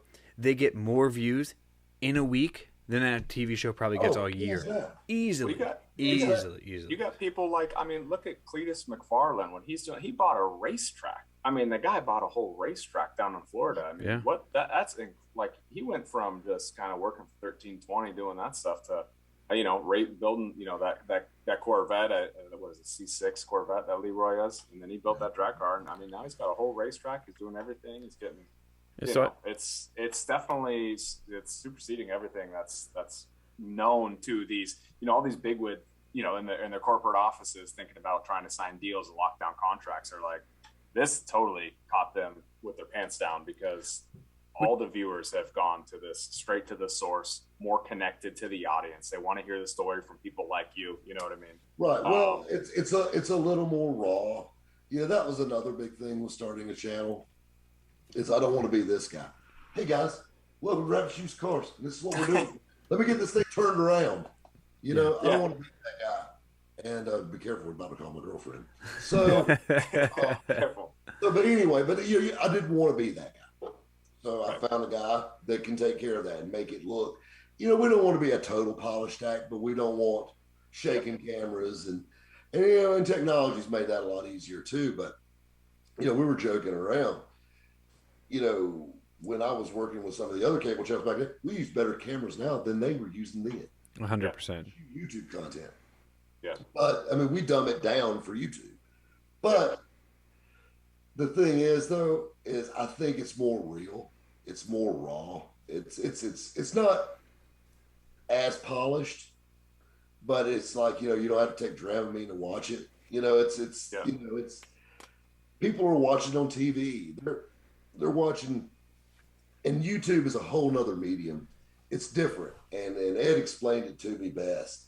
Matter of fact, just this past weekend, I was standing in a restaurant, and a guy walks up to me. He goes, "You're Rabbit." I'm like, "You got me. What's going on, bud?" And he goes, "Oh, not much, man. I watch your videos all the time, and this and this and this and this and all this." And he just talking, and my girlfriend's over here just like she's standing there. She's a good sport, but and it's just like, and I love to talk. And you know what? This is my thing with these guys. These guys take their lunch break and they watch me. Yeah. I do story time Monday and Friday every week. And, all you do is you read in the comments, "God, my Monday's been made. Boy, kid, best way to start a week with a rabbit." Yeah. All this stuff. These guys eat it up. These guys are so loyal that you can't help but want to be that guy. You know, you want to talk to them because I'm going to tell you something. You just made their day by doing that. You know, and I mean, hey, if that's all it takes, I'm down.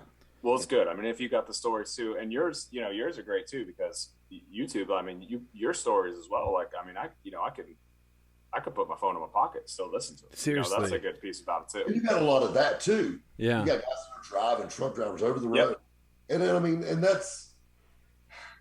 I think that's another big selling point of it is it's so relatable. You know, maybe not every story. I mean, that might be interesting, but there's a lot of man, I had something happen to me like that one time, or my buddy did, or I remember those cars, you know, or I've been to that town.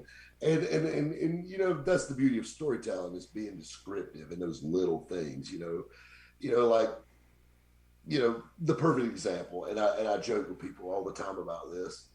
I sold a Camaro to a porn star. Right. Which is a great story. Very popular video.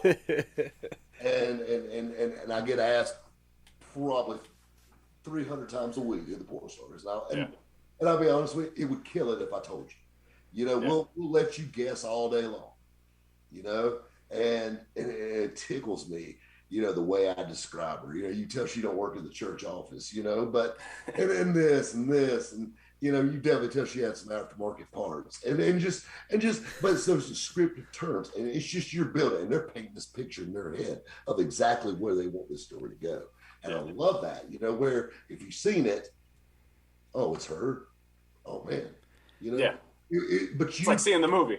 Exactly. But no, I tell you what it's like. It's like reading the book. Yeah. Well, that's what I'm saying. It's like, you know, once you see the movie, everyone says, well, the book was better. But that's the thing, like the way you tell the story. If you were actually there, I sold a 70 Camaro to a lady. Right. I mean, at the end of the day, I mean, that's basically it. But just details. But the one story, oh my God. That's right. The one thing about that story, though, Ed kind of told us a little bit about it. I think you went when he asked you to like tell that story. You were talking to him, and you were like, "Oh yeah, I think that story's gonna, take like 8 to 9 to maybe like 12 minutes." You knew like the timestamp of how long the story would take to talk, which is something that I think comes from all of your past things. You knew, you know, working on radio, working in telling stories your whole life growing up, and kind of becoming this infamous persona. It's something amazing to know that. And it must be great for pacing for YouTube now. It is. You know, obviously, you know, there's a magic time frame there. Yep. Knowing how to, and sometimes they just run long. I mean, it just takes time to get the points across. But, you know, I mean, obviously, you know, you kind of want to keep it, you know, like a preacher once said, you know, you want to keep your sermon like a girl's skirt, you know, long enough to cover the subject, but short enough to keep it interesting. Yep. But it's so true. That's great. And that's, you know, that's part of storytelling. You want to keep everybody, you know, glued to their seat for the full ride, but you know, you don't want to leave any details out either. But that's definitely a trait you pick up over time, especially radio, because you're working in between time slots. You're working, you know, in between commercial spots, basically. Yeah. You know, bring it in. Well, to talk about the fans that you have and meeting them, it must be cool to become the celebrity status. You know, I think Rhett and Link, I don't know if you watch Good Mythical Morning, they call themselves celebrities because they're not a celebrity. You are now a celebrity as well. Celebrity. Yeah. You know, I get these guys, and it tickles me.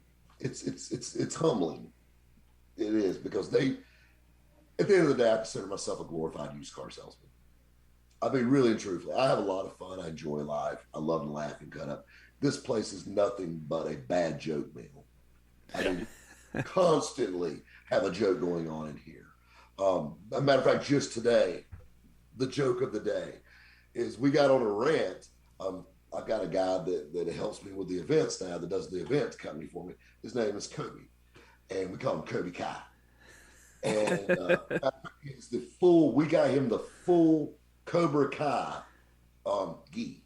Yeah. Band and all. Get him set up.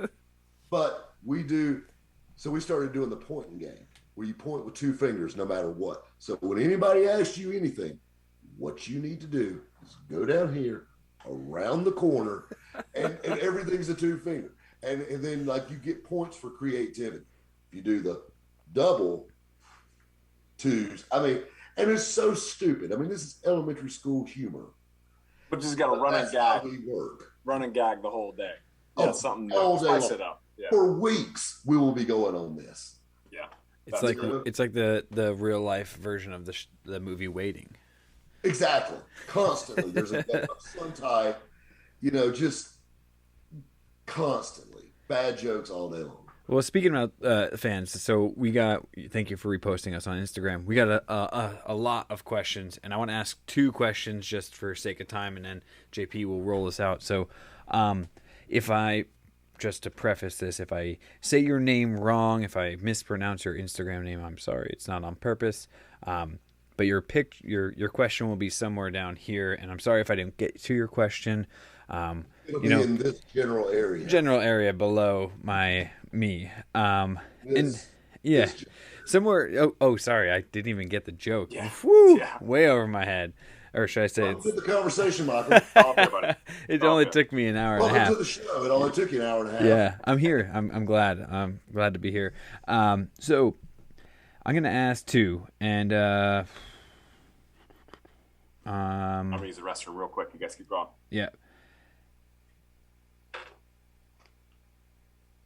Oh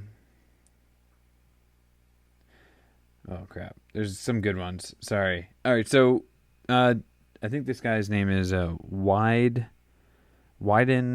Relax. No, Widen Relax. Do you miss your old black Mustang? It's funny. We were talking about it. That car. There's a kid still driving that thing, and it's floating around. So it's about 2 towns over. And dumb luck, I actually saw it sitting in a shopping center parking lot. And I could spot that turd from a mile away. And I'm like, that thing is still on the road. And there's a teenage kid driving it. And he works at a shoe store. And I'm thinking to myself, and he walked out like a little hard ass. And I'm thinking, like, I birthed that thing. It came from my Lord. And so the ironic thing about it is my camera guy, Matt, has the twin to it. That was his baby, and he still owns it.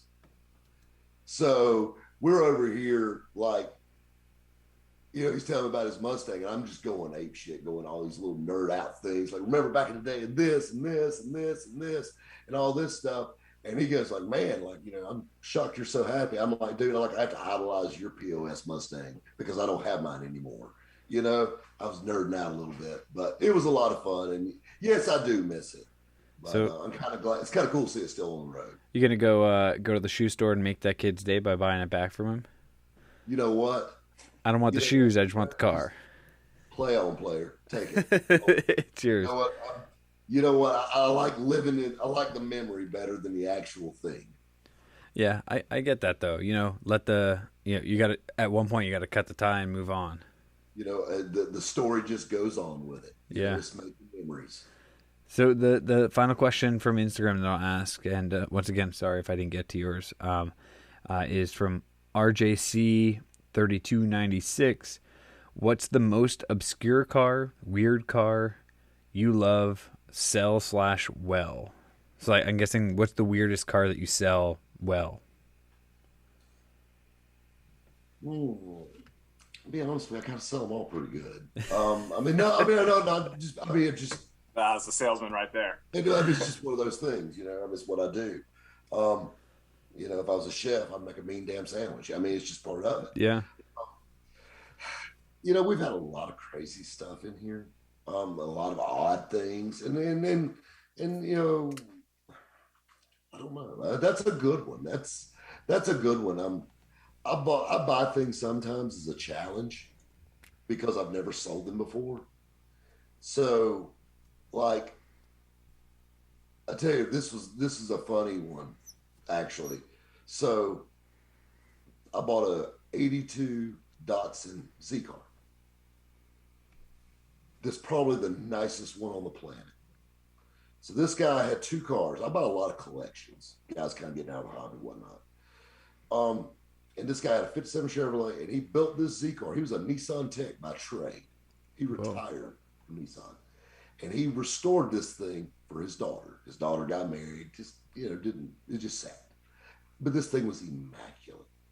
And I mean, all the books, they started out with a super nice car. And I mean, like these things rusted like on day 2 anyway.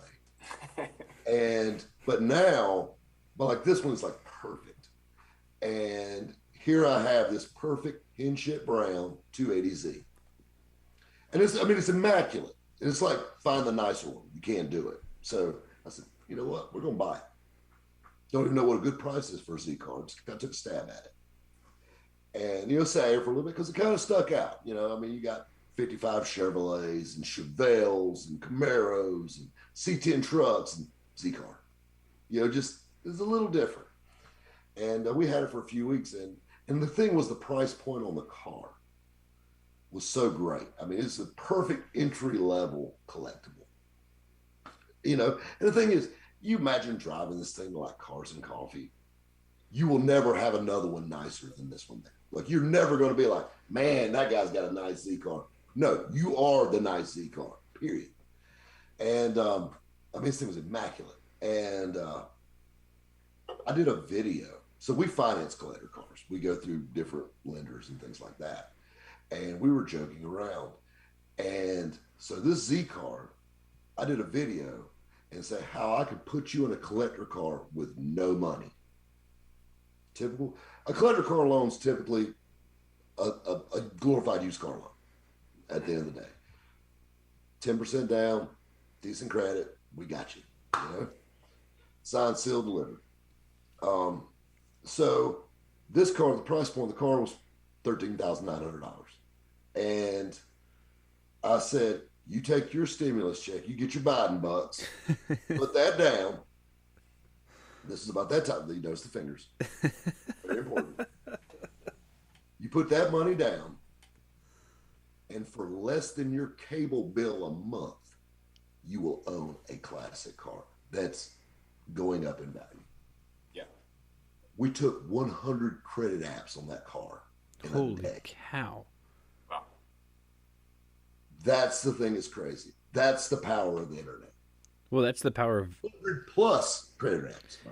And like you were talking about when the finance company's calling me and saying, "What the hell are you doing?" Well, the future of your channel. Slow it down. Yeah, you kind of talked about like doing some tours of cars. How many cars do you have? Yeah, that shows like the idea that you had about like doing some tours of cars, talking about the sales tactic, and then saying, "Oh, and it's available. Apply here." Like, it clearly the concept works. Yes, and the thing is, the guy that bought it lives in Melbourne, Florida, and it's his first collector car, and he absolutely loves it. Yeah. He's the guy that, he wanted, because all the cars had the stickers in the back. Like, he wanted just like on screen. He wanted everything. And, and it's, sure, you want a sticker with my face on your back glass? Golden, bud. You can have it. And, but he loves it. And I love that because now, and he's telling me about, taking it to Cars and Coffee or taking it here. And like, man, I love this thing. Like, I love that because now I've created another person, or I brought another person into the hobby that I love, the hobby that pays my bills. Yeah. It's fun. Whether it be going to an event company that does car shows, can't do car shows without cars. You can't do it without enthusiasts. Exactly. Yeah. So you got to think about it. This all fuels everything. Yeah. And that's what I love about it. I love the car hobby. I've met some of the best people. I'll be honest with you, going to local car shows, these guys are like family to me. I see them every weekend. You know what I'm saying? I love that guy. I'm like, hey, it's this. I mean, I love it. I think that's one of the best things you can do. I mean, really, there's a lot of fun things you can do, father and son, and there's a lot of great hobbies. But hands down, I think that's one of the best is doing something like that with your child, or son or daughter, and going to a car show and going and getting them into that because the people are so great. And it's just the community, it's really interesting. And then the thing is, it doesn't matter what you're into because there's always somebody that's in the same kind of cars you are. Yeah. And that's, I think I was gonna say, it's like being a kid though too. It teaches you a lot when you go to those car shows about like, you know, treating the things you love right, you know, being a car guy. It's all about, especially you get into detailing, you get into doing multi-stage paint corrections and detailing, and it goes further and further and how to care for something. And speaking of another good video idea, we did a video, we called it Throwaway Society. Yeah. What do you do when something breaks? We throw it away. Yep. Well, how about they were like that with classic cars? There wouldn't be any. They're the worst. You see what I'm getting at? You keep restoring. You baby this thing. You nurture it lasts. You know, if something breaks, you fix it. Yep. And that's the thing that I don't want people to forget about. You don't understand. I mean, sometimes it's just not feasible to fix things. But I think that's another cool thing about the classic cars and the hobby itself. Whether it be the new Radwood crew coming in, or be Paw pulling up in his 34 Ford 3-window coupe with grandma with him, or you know, your dad in a 55 Chevrolet, or you know, that uncle that still wears, you know, bell bottoms pulling up in his 70 Duster. You know what I'm saying? No matter what, and everybody in between. And that's the cool thing, is the history of it and keeping it alive and keeping these cars on the road. I love it. I think it's great. Yeah, I mean, and the nostalgia of it's just great too. It's like, you know, me and my father, like if we go check out car shows or whenever I'm down there seeing him, we're usually talking about cars and things like that too. So it's, I don't know, I love it. It brings people together. It's awesome. Yeah, I think you've done a fantastic job of it. We're looking forward to seeing what's coming next. Mike, do you have more Instagram questions? I've got another. No, that was it. So JP, you can ask your question. Sorry, my question died. was, you might be banned for life from eBay, but is your dog? Oh yeah. So Sprocket. Okay. So Sprocket got replaced by a cat. Gotcha. That's a story for another time. That's a story for another time. Okay. Sprocket, the story of Sprocket. Sprocket was actually my ex-wife's dog. Okay. And I bought him for her. He was a little Chihuahua, a runt. But he didn't bark. He wasn't like a yappy dog. He was just quiet. He chilled. But he had a knack for cars. Oh, he liked to hang out. But the thing that was crazy is he hated my ex-wife with a passion. So he kind of ended up being my dog. And how he got the name Sprocket is when we brought him home, because she had some kind of little cute name picked out for him. Fifi or something, yeah. Yeah. And we were watching the Jetsons. For some reason that was on, and Georgia, which is basically Sprockets. And you got this little quirky dog with these big ears just looking at you shaking. You're like, Sprocket. You know, it just stuck. And that dog, like I said, he had an eBay account. I mean, I took him. That's what I'm saying. He on the beach with me to car shows. I made a custom wagon, a little red wagon with big wheels on it because he was so little. And he rode in that wagon all over Daytona Motor Speedway. That's great. And I mean, he's just that chill dog. I was in a motorcycle wreck in 2007. And, you know, and I was a pretty bad motorcycle wreck. I was in the hospital for a little bit. And when I got home, so this is the crazy story of Sprocket. You're going to want Sprocket on your podcast next. Because Sprocket has lived an interesting life. Well, he also bids on a lot of cars on eBay. So I've been told. Sprocket likes to, you know, throw the money around, you know? He tosses the cash around. Push the bid around, you know? Yeah, he's not a, He will see how bad you want it, you know? And but anyway, so this dog would follow me everywhere I went. Never was on a leash.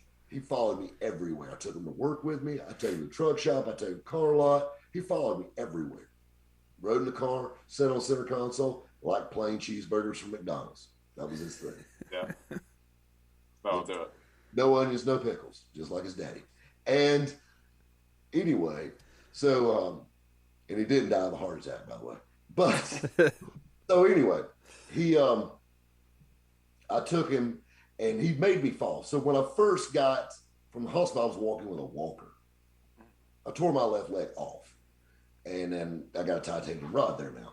But anyway, he goes, and I was trying to go from the walker to crutches. And keep in mind, I got a cast, all the way to my hip. Yeah. And I'm walking with crutches, and I'm not the most coordinated guy anyway. And I got this dog weaving in between my legs and the crutches all the time. Right And I under the fell feet. 2 or 3 times. And I mean, he didn't mean it. He just follows me around. I mean, that's what he does. And so here I am walking on crutches, and I actually took him with me to this truck shop. And we're sitting there, and I'm walking around on crutches, and Sprocket, I stop, he stops, just whatever. And he'll bark, he needs to go pee, that's his thing. And I went to go see a vendor, and he'll walk in, just walk right behind you, and that vendor looked over his desk. He goes, "That's your dog?" I'm like, "What dog?" "Oh, him? Yeah, he's with me." And, just playing dumb, And he goes, "My little girl would go crazy over him. She's been wanting a dog like that, and this, and this, and this." And Sprocket has like 2 brain cells. One's for bidding, the other one's for sitting. That's so great. So I said, "How old's your little girl?" She said, "She's 9 years old." And I said, and I knew the guy pretty good. I knew he was all right. And he drove a Corvette too. And that'll help. It's a good prerequisite. Sprocket was probably a big Corvette fan. How would she like to have Sprocket? I'm thinking I was a single guy. This is a very wild time in my life. And he goes, "You mean that?" And I'm like, "He's yours." I said, "All I ask, you take him to this vet, keep up with his stuff. He's in good shape. He likes cheeseburgers, but he's this, just take care of him. That's what I want." She said, "Oh, of course, of course, of course." That dog. So before that, I actually missed a point. So I gave him to him, and Sprocket passed away like 3 years ago. Keep in mind, that damn dog was almost 20 years old. Yeah. R.I.P. Sprocket. And the thing is, that girl was in college. Yeah. And she loved him to death. There's pictures, you go back in there, and there'd be pictures of his daughter and Sprocket together. Yeah, just them 2 at McDonald's together, just dining. Exactly. Them 2 eating cheeseburgers, But this is the craziest thing. Sprocket, not being the brightest bulb in the box usually, he shocked his daddy. So when I first had the motorcycle accident, and this was the crazy thing about him, when I first had the motorcycle accident, I knew, I didn't need to keep up with this dog, let him out, taking him out and all this stuff. So my buddy had a Chihuahua also. And he goes, "I'll keep Sprocket for you for a couple of weeks." His house burnt to the ground. Sprocket made it out of it. Holy cow. He was standing there with the fire department thinking it's getting hot. Fuck this, I'm getting out, I mean, just I'm like, damn, he is smart, he's got some lassie in him, Yeah. And everything else died in the house, but the Sprocket made it. So then we get Sprocket back, and that's when I gave him to my buddy. Yeah, that's crazy. But that's the cool thing. So, but anyway, I felt like I did a good thing there, Yeah, I like that. I think that's probably twofold. At that time, maybe you wouldn't have been able to give Sprocket the life that Sprocket wanted, and that girl, you can't beat a 9-year-old's love for a puppy and then give them a puppy. I mean, the thing, Sprocket was, he's probably 4 or 5 years old then, but he was this big, right? He weighed 3 pounds. Yeah. My dogs are far from that. They're 70, and one of them should be 60 pounds, but he's about 9. Well, now I've got a 26-pound black cat. So. Yeah. I've seen that. 26 pounds. Yeah, that's a big cat. Yeah, also, no onions. Also, no onions. No pickles. No onions. No pickles for the cat too. No. He just eats kids. Yeah, we had a neighborhood kid problem. Take care of it. But thankfully, you got this cat, and now it's been solved. Yeah. Well, he ran into my garage. I had no pets after Sprocket. There you go. Yeah. Bachelor guy, and this little black cat, this kitten, runs into my garage and runs over my Chevelle. And next thing you know, I'm over here who's a pretty kitty? Now you're a cat owner now. 4 years later, he has his own room in my house. Yeah, that's fantastic. And he can probably get an eBay account. So no, yeah, you know what? No, he's banned too. He was banned before. By association. Yeah. Let Webster play on eBay. Yeah. Yeah, we don't do that. Awesome. Well, I appreciate it. I think, man, I can't thank you enough for being here. It's great chatting with you and kind of just learning a little bit more of kind of what got you to where we're going and what's happening next. So I think the final question that I have for you is, kind of roll it out for the folks here, who've made it this far and say, hey, what do you have going on? What's coming up? Tell them about your YouTube channel, your other social medias, where they can look for your cars online and what we can expect from you next. Be sure to check us out. Of course, rabbitsusedcars.com. Of course, Rob Pitts, Top Rabbit, anything search, you're going to get me on that on YouTube. Of course, Rob_Pitts on Instagram. We got a lot of exciting things coming up. I'm actually looking at a second location for RUC now. So we're actually going to have 2 stores going at once because one car lot wasn't a big enough headache, so now I need 2. Yeah, smart move. And I'm having a hard enough time stocking this one, but I now need another one. So we're actually looking at a second location now. And it actually just caught my eye because I love how cool the building is. That's what drew me to it. Yeah. But anyway, we're working on that. Of course, we got the Netflix stuff coming up. That's exciting. That show's going to it's a little different from anything else that I've seen, and I think that one's going to throw a lot of gas on the fire for everything this way. Of course, channel's doing phenomenal. I mean, we love that. We keep that going every week. Diesel Truck Shop's wide open and living life, living the dream, kids. There it is. It really does seem like you are living the dream. I mean, you've done really well for yourself, and I think you're. It's more like a nightmare some days. Yeah, but you got to get through. Look, every time your back's been up against the wall, I think you've come out way on top. So it typically works that way. It typically works that way. But I think a lot of that also is all those years of being pushed. Yeah. Like you don't quit. Like you just don't stop. You may find a better way to do it, but you see what I'm saying? Yeah. Yeah. You stick with it, and you make it work. So I guess it's that mentality sticks with me. Put one foot in front of the other. Absolutely.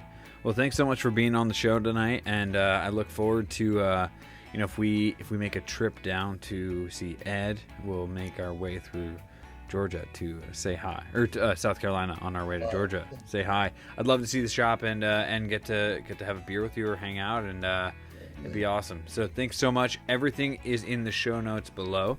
Make sure you check out his channel. And I'm really not good at this game. I would be terrible. I'm on board. I'm on JP's board. Into it. He's onto it. So JP's check it out below. I worked in a lot of restaurants. And I've been in a lot of sales groups. Yeah, I get it. Yeah. Thanks so much for being on the show, and I appreciate it. Thanks, guys. Thanks for having me, bud. Thank you.